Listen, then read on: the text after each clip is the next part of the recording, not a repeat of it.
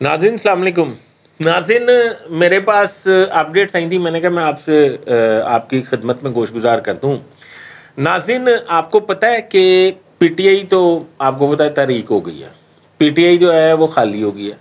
PTI के बारे में क्या तय किया गया है आइंदा इलेक्शन जब भी हों, मेरा ज़ोर जब भी हों पे है, वो मैं आज अपने व्लॉग में आपको बताने जा रहा हूँ। मैं आपको ये बताने जा रहा हूँ कि एक किंग पार्टी इजाद हो रही है। वो कौन सी हो रही है, उसका नाम क्या है, उसके सरकर्दा लीडर्स कौन से हैं, और मैं आपको ये बताने जा रहा हूँ कि आइंदा जब भी इलेक्शन हो तो किस किस पार्टी का इत्तेहाद होगा। और मैं अपने व्लॉग में आज आपको ये भी बताने जा रहा हूँ कि आइंदा वज़ीर आज़म के मतवक्को उम्मीदवार कौन हो सकते हैं और किस किस पार्टी की आइंदा किस किस जगह से छुट्टी होने जा रही है।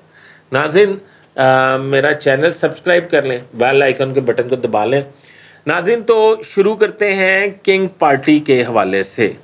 पहले तो ये मैं आपको बताता हूँ कि तहरीक इंसाफ के बारे में ये फैसला हो गया है कि उनके जो हैं, आपको पता है 2 4 5 10 रोज़ प्रेस कॉन्फ्रेंसें होती हैं और वो कहते हैं उनके सॉफ्टवेयर अपडेट हुआ होता है और वो कहते हैं कि ठीक है जी, हम तहरीक इंसाफ छोड़ें। पहली बात। दूसरी बात, आइंदा इलेक्शन में जब भी हों, कोई भी तहरीक इंसाफ का टिकट अप्लाई तक नहीं करेगा। अगर किसी ने अप्लाई भी किया तो उसके खिलाफ तदीबी कार्रवाई होगी। ये अटल फैसला हो गया हुकूमत की जानिब से। ठीक है जी। इसका मतलब ये कि आइंदा इलेक्शन में पीटीआई जो है वो कहीं स्टैंड नहीं कर रही अभी की वाली हकीकी नहीं, सॉरी, जो पीटीआई है अब तो बड़ी पीटीआई बनेगी। दूसरी बात ये कि किंग लीग यानी कि किंग्स पार्टी कौन सी बन रही है। लोगों के ज़हन में ये है कि शायद जहांगीर तरीन की सरबराही में किंग्स पार्टी बन रही है। मैं ये समझता हूँ कि ये बात ठीक है, जहांगीर तरीन की सरबराही में किंग्स पार्टी बन रही है और ये किंग्स पार्टी का मर्ज होगा काफ लीग में या काफ लीग मर्ज होगी किंग पार्टी में और इस पार्टी का नाम होगा जिना लीग। ये डिसाइड कर लिया गया है, इस पार्टी का नाम जिना लीग होगा। और जिना लीग और पीपल्स पार्टी आइंदा आने वाले वक्त में जब भी कभी इलेक्शन हुए मिलकर हुकूमत बनाएंगे ना। और पंजाब जो है वो फैसला ये हुआ है कि वो किंग्स पार्टी को दिया जाएगा, यानी कि चौधरी शुजात की डिस्पोजल पे और जहांगीर तरीन की डिस्पोजल पे वो पंजाब होगा। शाह महमूद ने अगर उस वक्त तक ज्वाइन कर लिया तो शाह महमूद भी शामिल होंगे। अच्छा, शाह महमूद कुरैशी की बात कर रहा हूँ, वो अभी तक जो हैं वो मुकरे नहीं है, वो अभी तक अपनी बात पे टलना, हालांकि उनके बारे में तक वो सबसे पहले ये काम करेंगे। अच्छा, दूसरी बात, क्योंकि शाह महमूद फिर स्ट्रॉन्ग उम्मीदवार होंगे वज़ीर आला पंजाब के, ये भी मैंने आपको बता दिया। तीसरी बात मैं आपको चौथी बात मैं आपको ये बताने जा रहा हूँ कि और आइंदा किस पार्टी से वज़ीर आज़म होगा। बिलावल भुट्टो साहब जो हैं वज़ारत उज़्मा के उम्मीदवार होंगे।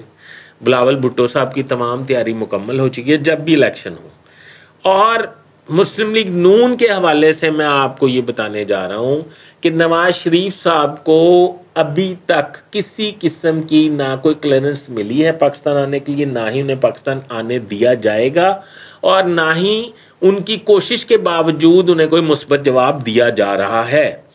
अगली बात मैं आपको ये बताने जा रहा हूँ कि मुस्लिम लीग नून का पंजाब में से सफाया हो जाएगा। मुस्लिम लीग नून को पंजाब नहीं दिया जाएगा और आइंदा आने वाले इक़्तिदार में मुस्लिम लीग नून का हिस्सा नहीं होगा और मुस्लिम लीग नून को इस हुकूमत के बाद ही इक़्तिदार से बाहर कर दिया जाएगा। ये नाज़रीन अब तक के लिए जो फैसले हुए हैं वो ये हैं।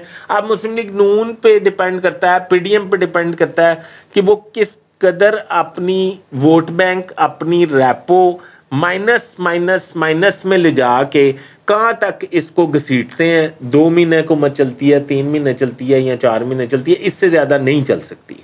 बजट पेश होगा तो अफरा तफरी मज़ीद बढ़ेगी, अनारकी मज़ीद बढ़ेगी, क्योंकि एक भरमार हो जाएगी उसकी महंगाई की। तो नाज़रीन, इतनी अपडेट्स ही अब आपके लिए मैंने पेश की हैं। तो अगली अपडेट्स के साथ मैं दोबारा आपकी खिदमत में हाजिर रहूँगा। मेरा चैनल सब्सक्राइब कर लें, बेल आइकन के बटन को दबा लें। अपने होस्ट फैसल अदरीस भट्ट को इजाज़त दीजिए। अल्लाह हाफ़िज़।